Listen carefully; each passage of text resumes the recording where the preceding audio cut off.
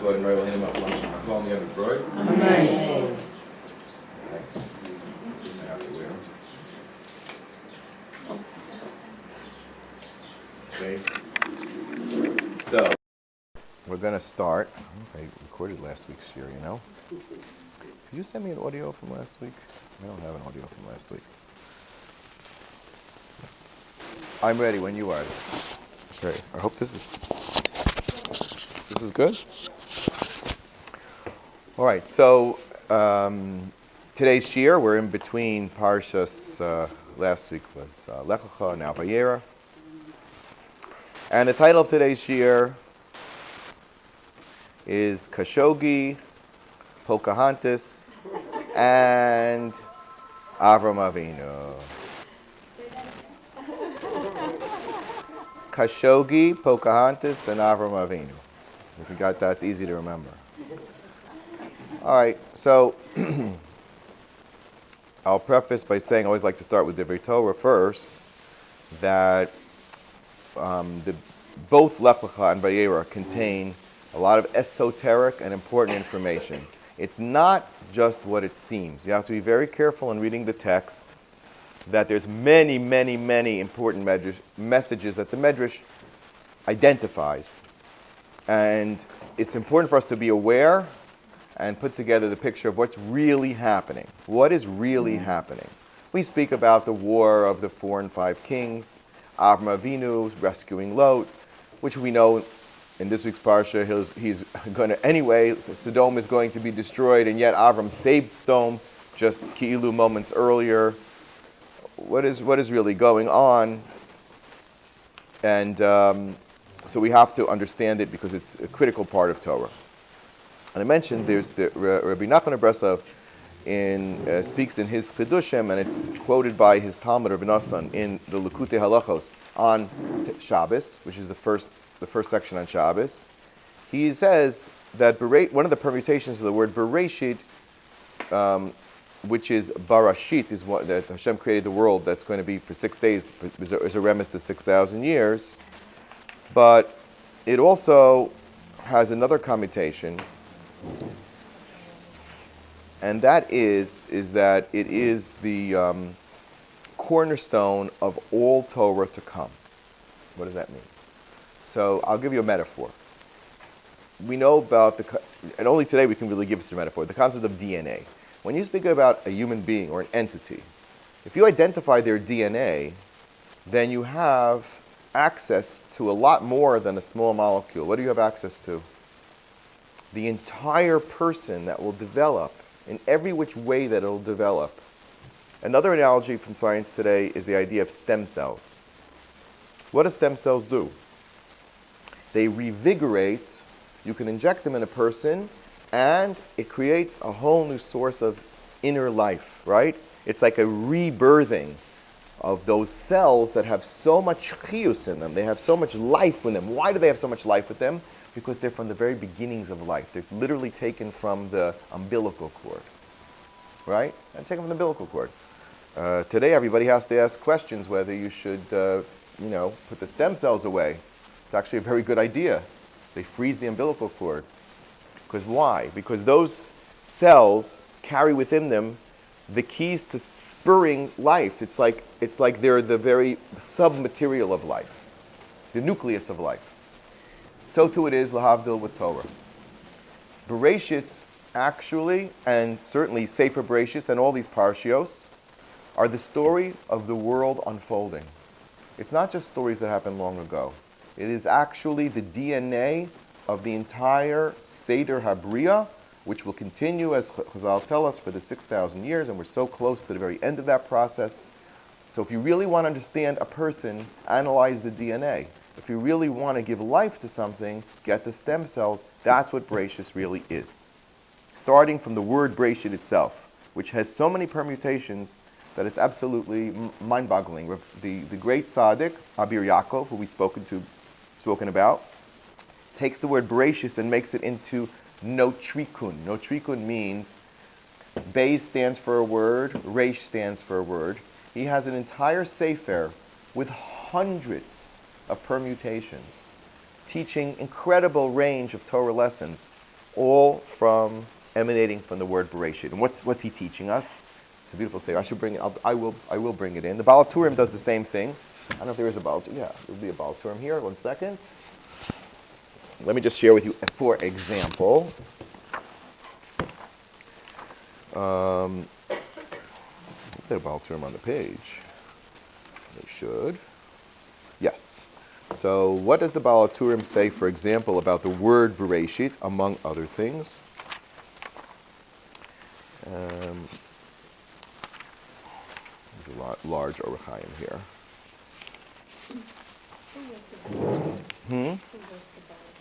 The Baal HaTurim, very good question. The Baal HaTurim was the son of the Rosh. The Rosh was one of the Baalei Tosfos, meaning from the French, German Jews, right? The circle of study of Rashi and his Talmidim. Rashi went from Worms, which is a Franco-German area, right? Alsace-Lorraine, which was where they started fighting about in World War II, if you know your history. They wanted back that part of France, because France very much has a lot to do with Germany, as we know, in their root essence. A lot of Amalek going on over there. So that area was where Rashi thrived and taught, and his Talmidim, his Mishpacha, his sons-in-law, and the other Talmidim.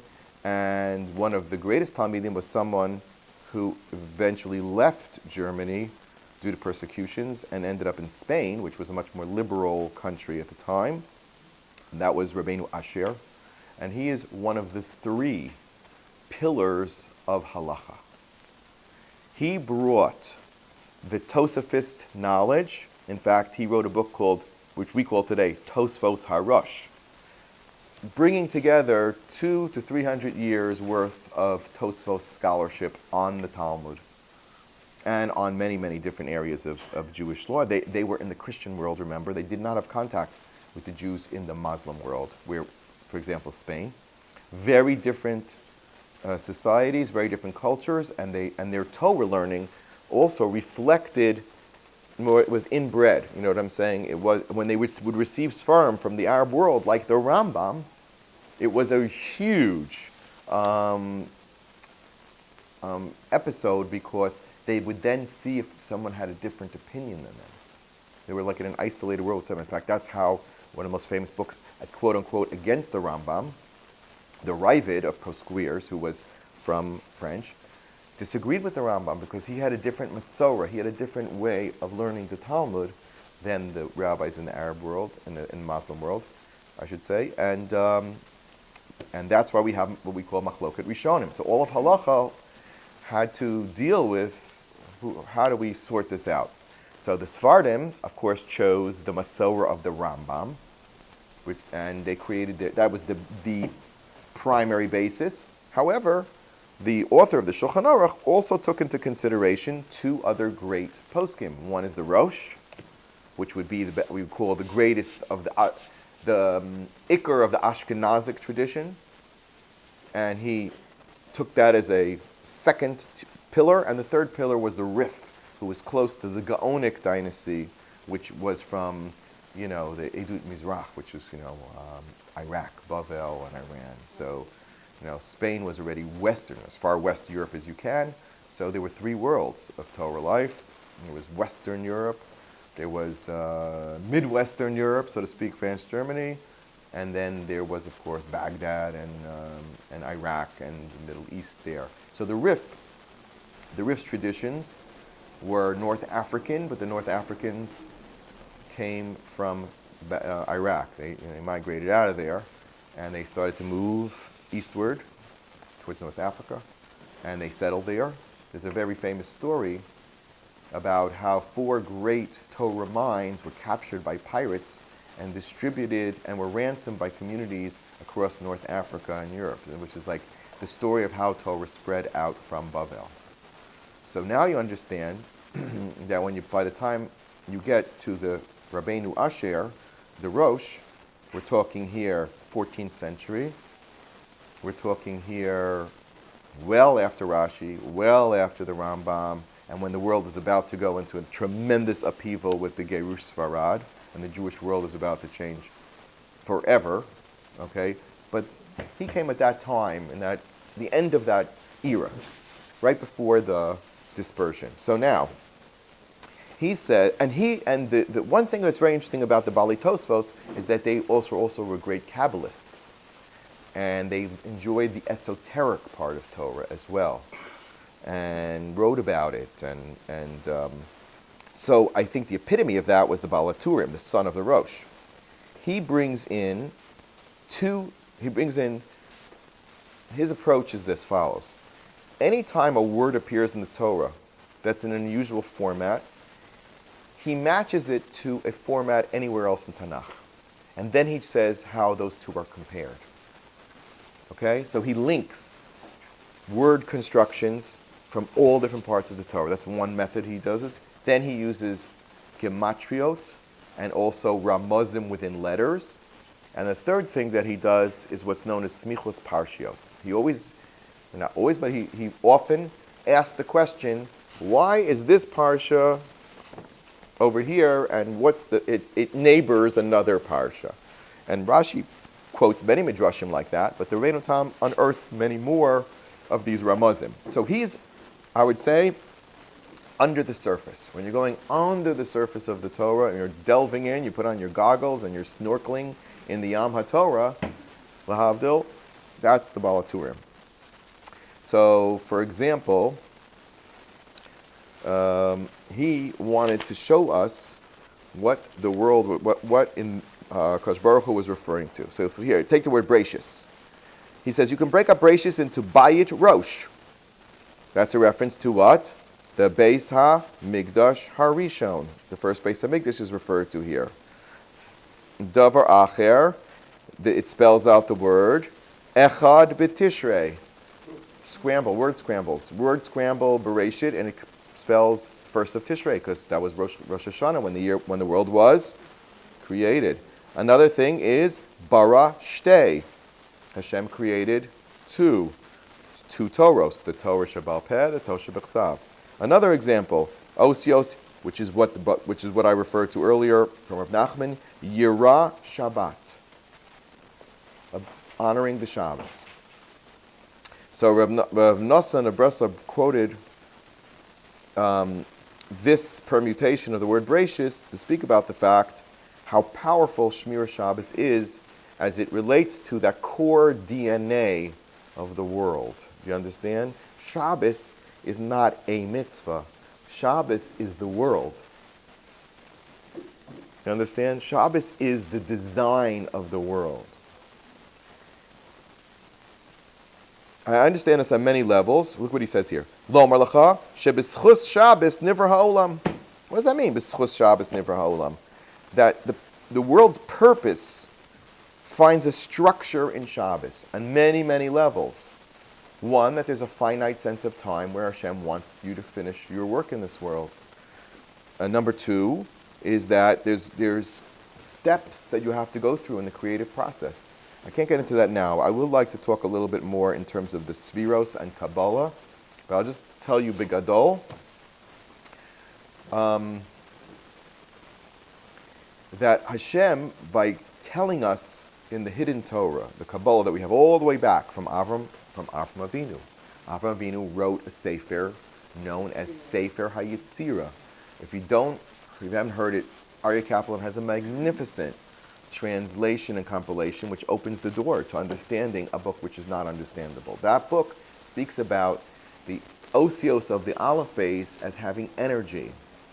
It speaks about that. It speaks about a three-spatial cube, which was like a machine with which Hashem created the world, and on each sides of the cubes were what? Different Hebrew letters.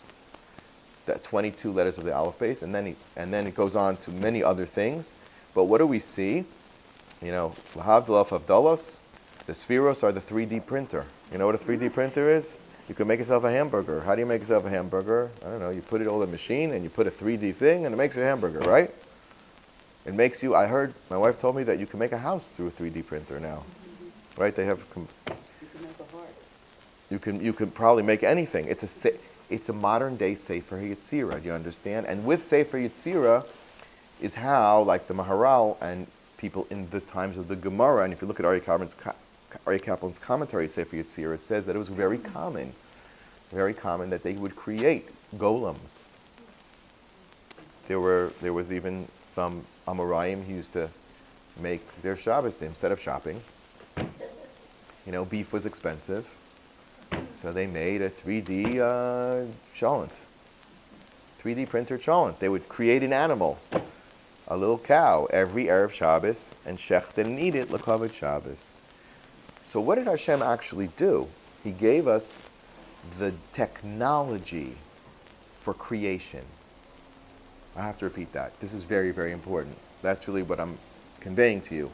Hashem gave us the tools with which we can do what Hashem did, which is to create. Right? Why did Hashem do that? So if you look in the Ramchal and other Svarim, it's because Hashem is very generous. He says, it's good to be God. It's good to be God. Being God is a lot of fun. He gets to create worlds. He's the creator of worlds. Kel Elyon, Borei Shamayim Va'aretz. Oh, how about you? You want to also take a turn? It's like somebody buys a Lahavdil, a brand new red sports car, comes to the neighborhood. All the kids are, wow, can I take it for a spin? Sure, here are the keys. Oh, that kid is so besimcha. He never had a better day in his life. He's driving his big buddy's uncle's red sports car. Hashem said, take it and go for a spin. Here's the world. Here are the keys. Shabbos. Spheros. Which are how many spheros are there? 7 lower spheros. The worlds. The osios. It's the whole package. It's the whole toolkit. They're doing renovation in my house. We're putting in a bathroom for the people who come to us for Shiurim and Shabbos and everything else. My wife compelled me to. And anyway, we have a bar mitzvah and a wedding coming up, so we have to get ready. I could not believe right now how many tools are in my relatively small basement. Hundreds and hundreds of buckets of tools for one little bathroom. I thought you need a hammer and a this and that. Hundreds and hundreds of tools, each one with its own utility. Creation is a project. We need a lot of different tools, and Hashem unearthed them to us. One of the most important ones was was Yarei Shabbat. Yarei Shabbat. Okay, so here's a gematria. Bereishis bara. B'gematria Berosh Hashana Nivra Ha'olam.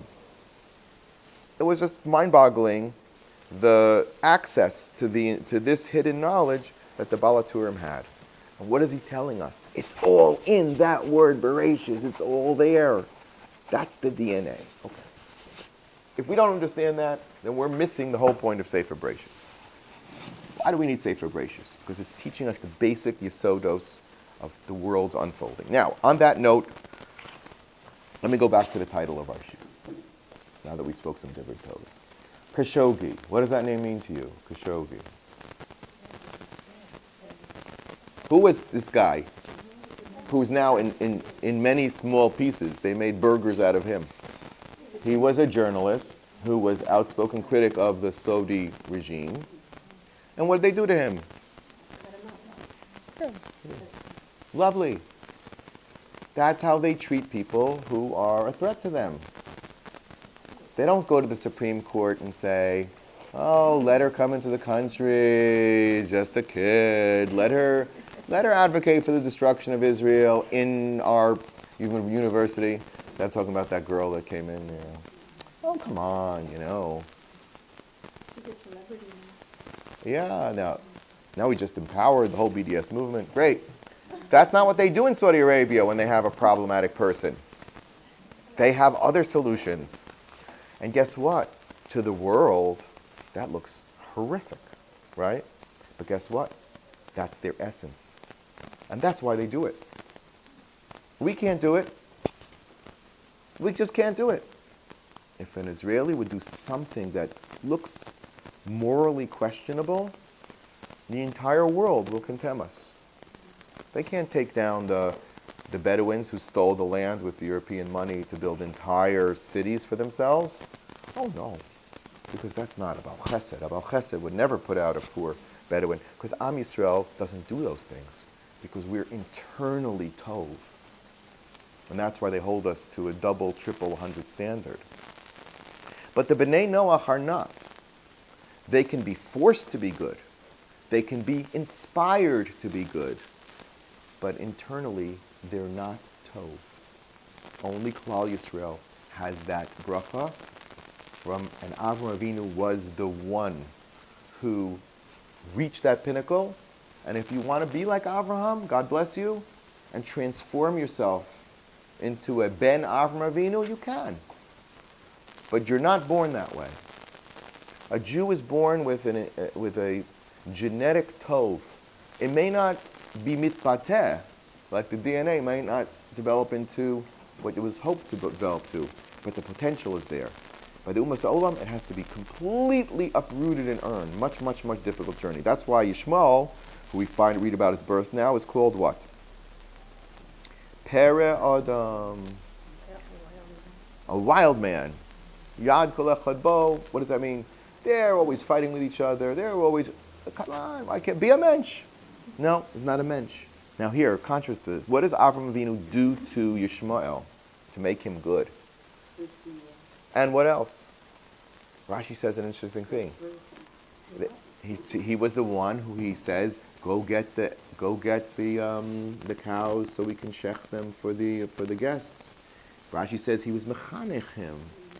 He gave him chinuch, like Avram did with Esav. And as long as Avraham Avinu was around, did Esav do anything wrong? Did he present himself as a tzaddik? Yes. Oh, I want to know. A chumrah. I don't want to eat this hechsher. I only want to eat at the top hechsher. And he's going to Avraham Avinu. He's going to his father and presenting himself as a tzaddik. Why? Because Avraham Avinu can do that. Avraham Avinu, who represents the idea of a tzaddik emes. This is also very important. A tzaddik emes is a human embodiment of the DNA of Torah. What does that mean? Create stuff. What did Avraham Avinu and Sarah do? It says, "Es hanefesh asher asu b'charan." When you're a teacher of someone, and they transform into a ben Torah or a bas Torah, what it says, "Kol malamed es ben chavero Torah ki'ilu yilado." Another version is ki'ilu yitzaro, and they quote the pasuk, "Es hanefesh asher asu b'charan" from Avraham Avinu. You literally are creating a new entity. Avram had that koach. But leave it to their own devices, or if you don't have that skilled a teacher as Avraham Avinu, then revert back to the animalistic nature, to the para Adam. Here's so ironic. Listen to this. What does Avraham Avinu, according to Rashi, do to Yishmael? Not only, what is he gave him a bris milah, right? Bris milah has two parts to it. This is very, very important. Milah and priya. What's the difference? Milah means removing the foreskin. Priya means that the membrane is removed, is pulled backwards so that it won't return. To make sure that the milah, right, that the skin will not grow back in that direction. A second piece of it. Now for a baby, it's a small piece, it's like a little piece of film. So it's nothing. For an adult, that's a surgery. It's serious surgery. And I'll mention now, just because it's my little Elimelech is becoming bar mitzvah in a couple of weeks, Parshas Vayechi, is that why did I name him Elimelech? Because my wife and I had married, and we were married a couple of years already, and we had 3 kids between us from the past, and we had the his, we had the hers, we wanted the ours. And it was not going as quickly as we had hoped. There were certain difficulties. And I was advised, go daven at the Rebbe Elimelech. That's a place where people go to daven for big, big miracles. I had also gone to Uman that year, which was definitely part of it. And I get there, and it's a Friday yahrzeit, which means you got to stay in Poland for Shabbos. Where are you going to stay in Poland for Shabbos? So a group of 300 Hasidim got together a hotel in Rysha, Poland, which is in Galicia, where my mother's side of the family comes from. And they made a Shabbos for themselves. And I was part of that. There were like 2 non-Hasidim in the trip. One was me, and one was another gentleman who was a Israeli, Kippas Ruga, who lived in Flatbush, who was a 9th generation of the Rebbe Elimelech, who was coming to daven for his daughter, who was a 10th generation, to have children. So we were kind of, gravitated towards each other on the bus. We're the only ones who knew how to sing Hatikva.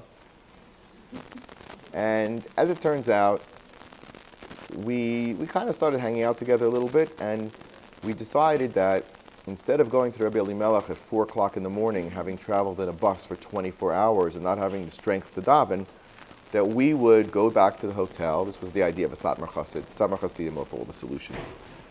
Only the Satmar Chassidim know how to get around in life. He said, go back to the hotel. Your room is paid for. Go to sleep for a few hours. Get up in the morning, Friday morning, and daven and go like a mensch. So we got up Friday morning when everybody else was coming back, tired and tzbochen and tzahargit. We davened, and the two of us took a taxi from Raisha to Lezhensk, where the Rebbe Elimelech was buried. And we davened. We davened very hard. I said the entire book of Tehillim. And my wife says, bring our wedding invitation. I brought a wedding invitation. I threw it in. There's a cage around the Rebbe's grave, because otherwise everybody's going to crush into it. So they have like this cage, literally, with a key. They open up, and everybody throws kvitlach in there. And the kvitlach, like by Lubavitch Rebbe, they, or by the Kotel, they accumulate over time, and I guess they take them out after a while. They must bury them. So that was my kvittel in daven, and the Chassidim were like, this guy's been here for 2.5 hours. I want to turn, So I said, okay, just let me finish the last Tehillim. Fine. And that's it. And he davened, and I davened, and we went back to the hotel. And it's now Friday afternoon. I walk in. What's going on? They're performing brissin for two 14-year-old boys who came from Belarus. For certain Rosh Hashivas Makar of these kids whose mothers are Jewish, and the fathers aren't Jewish, or the fathers are who knows what they are. And these are kids of street people, drunks and alcoholics and people in institutions. And he just goes in and takes out these Jewish kids and turns them into B'nai Torah. He's a remarkable, Rabbi Fima is his name, just a remarkable Jew. And Avraham Avinu, in every sense of the word. Mamish. So, 2 boys were there. And they said, we're auctioning off Sandik. Make money for the yeshiva. I said, well, what does it mean to be a Sandik for a kid who's 14 years old? He's probably bigger than me. So he said, no, there's an operating table. Because this is surgery. This is not, a bris, which almost anybody could do. This requires surgical expertise. And they brought a guy who's a Moel and a surgeon. And the kid's laying on the table, and you hold him under his head. And that's being sandik. So I said, look, this is what I'm here for. Whatever the bid goes to, I'm getting it. I'm going to get that. And I bid. It was a pretty penny. And I bid. And I was the sandik. And I had, this goes back to the year 2005. This was the Rebbe's Yort site in Adar, 2005. Okay? 13 years ago, my son's been in bar mitzvah.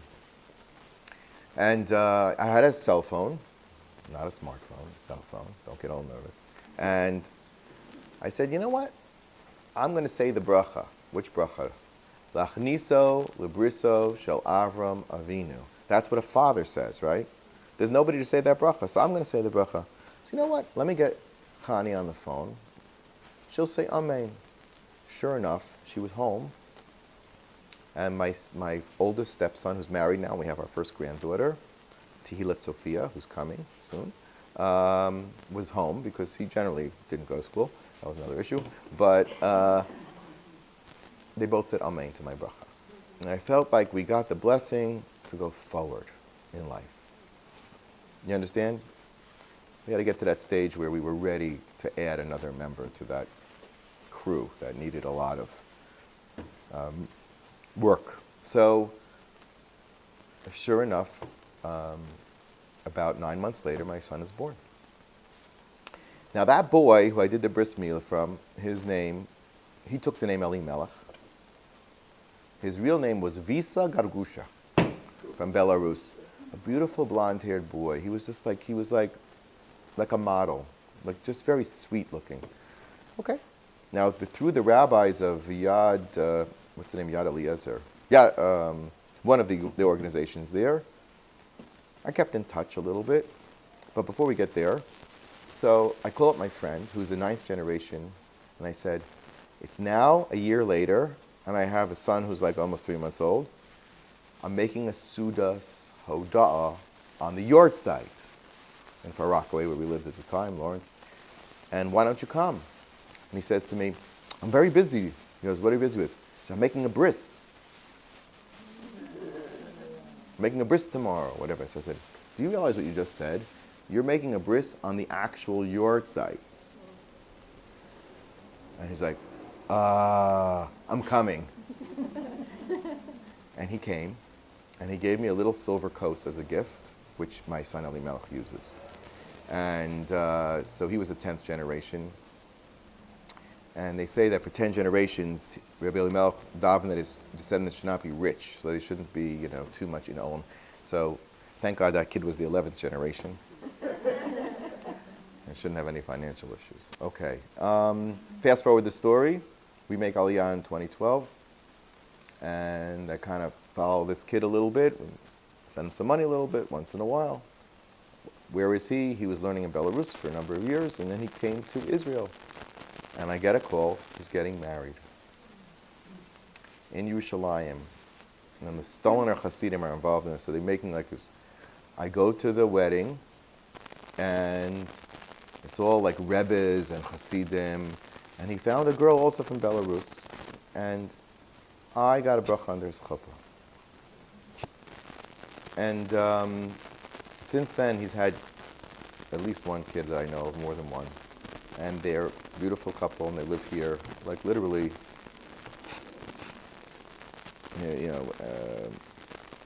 it's just really nice. So, why do I bring you this story? Because the tzaddikim amitiyim have tremendous powers of tefillah.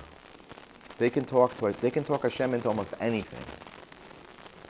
Because Hashem gives them the keys. And I mentioned that the bris, it was in Parshat Vayechi, which is coming up, that Yaacov Avinu, when he came back to Eretz Yisrael after being in the house of Lavan Harasha, right, finally makes it out, comes back, he builds a Mizbeach. And then it says, Vayikra lo Keil Elokei Yisrael. So the Mefarshim, Rashi says, did he call the Mizbeach by that name? Some say he built Mizbeach and he called it Keil Elokei Yisrael, right? So, but other Mefarshim say no. The pshat is that Hashem called Yaakov Avinu. Vayikra lo Keil, Hashem called Yaakov Keil Elokei Yisrael. Hashem called Yaakov God? Can you imagine what that means? You're Keil. That's what Hashem does to the tzaddikim. He says, you're in charge. I put you in charge of my world. I trust you. You know my good intentions, and you will carry out my goodwill. And that's why tzaddikim have so much power. So that's what we learn about an Avraham Avinu.